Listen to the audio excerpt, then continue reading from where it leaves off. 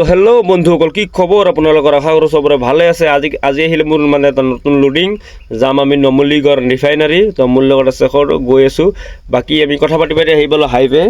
একদম ইপিনি ভিউটো চাব পাৰে, কি মজা ভিউ ন, ইমান গাড়ী চাড়ীও নাইকা। আমাৰ আণ্টিক চাক, আমেৰিকান আণ্টি। বাকী আমি যাই আছোঁ একদম লোডিং পইণ্টত লগ পাম। পানী চাক পানী।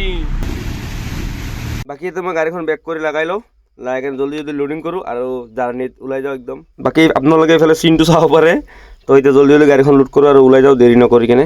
এইবিলাক মাল যাব গাইছ, এইটো ফেক্টৰী হয়, ইয়াৰ পৰা এইবিলাক মাল বেগ লৈ যাম এতিয়া আমি।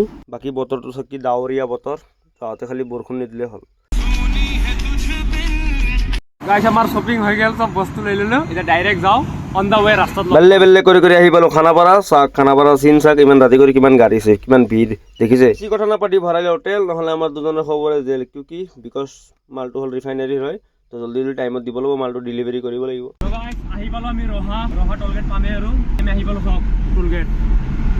স্কৰপিঅ' মাই ড্ৰিম কাৰ, আহি পালোঁ টোলগেট। ফাইনেলি আমি এণ্টাৰ কৰিলোঁ বোকাঘাট পৰা, আৰু আছে আপোনাৰ 30 কিলোমিটাৰ।